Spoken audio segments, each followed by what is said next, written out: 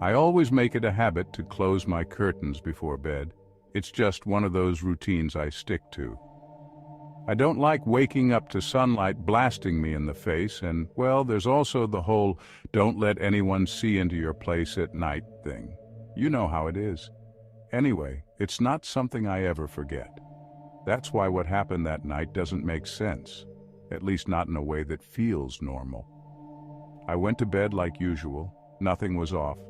I remember checking the time on my phone, 11:47 p.m. I closed the curtains, double-checked the lock on my door, another habit of mine, and crawled into bed.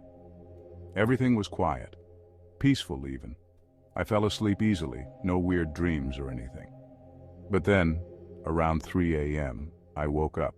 At first I didn't know why. You know that groggy state where your brain's trying to catch up with your body? That's where I was. I thought maybe I'd heard something like a noise outside. My building is usually quiet, so even a car driving by can seem loud in the middle of the night, but it wasn't a noise. Not really. What actually woke me was this strange feeling like I wasn't alone. I rubbed my eyes and sat up. The room was dark except for a dim strip of light coming from the street lamp outside. That's when I noticed it. My curtains. They were wide open.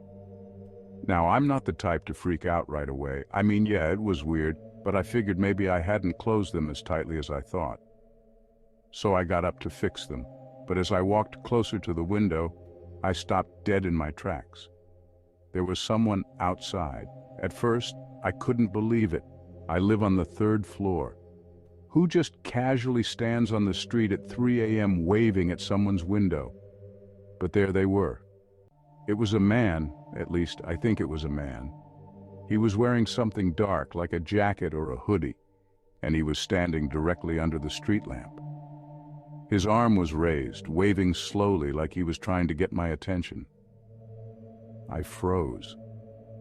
My first thought was that maybe he was looking at someone else's window. Maybe one of my neighbors had left their curtains open too. But when I looked around, all the other windows were dark. No movement, nothing. He was looking right at me. I don't know how long I stood there, just staring at him. It felt like forever. My heart was pounding so hard I thought it might wake the whole building.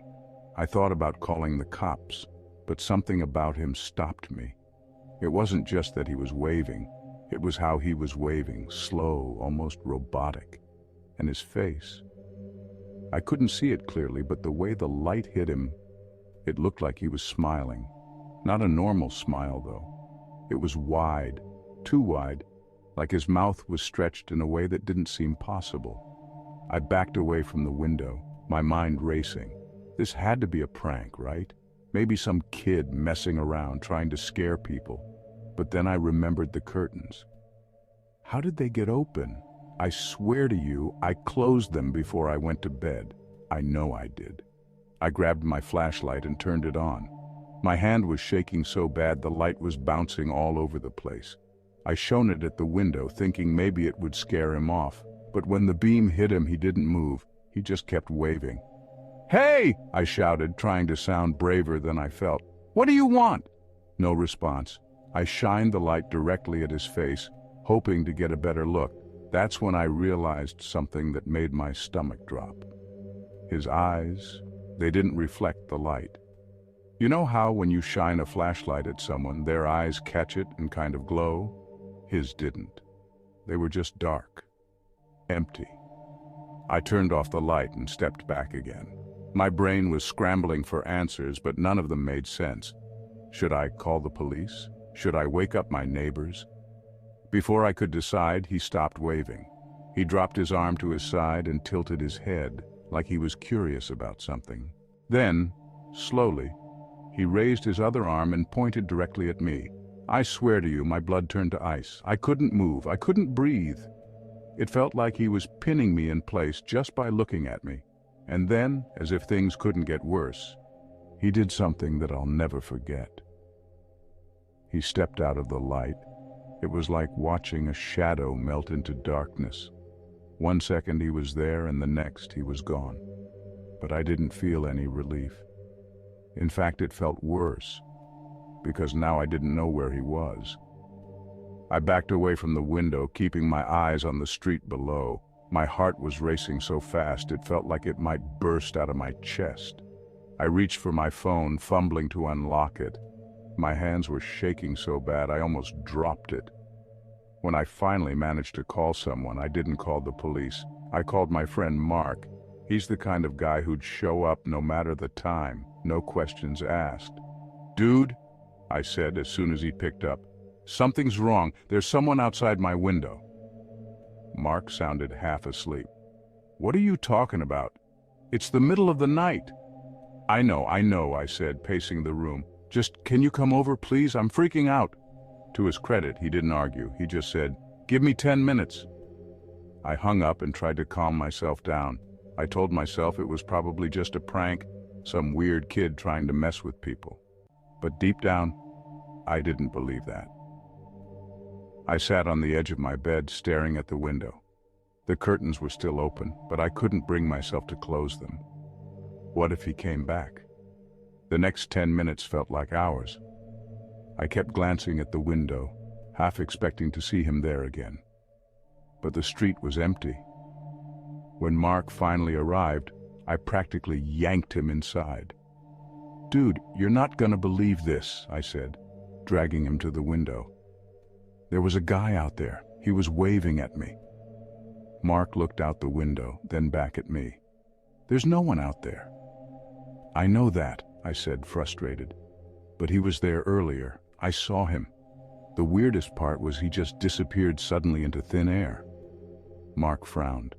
"Are you sure you didn't imagine it? Maybe you were dreaming or something." I shook my head. "No way, it was real. I'm telling you, something's not right." He gave me a skeptical look but didn't argue. "Okay, let's check it out." We went downstairs and walked around the building. The street was empty, just like before, no sign of anyone, no footprints, nothing. Mark shrugged. "See? Probably just your imagination." But I knew what I saw. That night, I didn't sleep. I kept the lights on, the curtains closed, and my phone in my hand just in case. Nothing else happened, but the feeling didn't go away, that sense that I wasn't alone. In the days that followed, I tried to brush it off. Maybe Mark was right. Maybe I was imagining things. But every night when I closed my curtains, I couldn't get rid of the feeling that someone was watching. But here's the thing, nothing else happened after that night. No more waving, no strange feelings waking me up in the middle of the night. I started to convince myself it really was just some weirdo pulling a prank. Still, I couldn't forget it.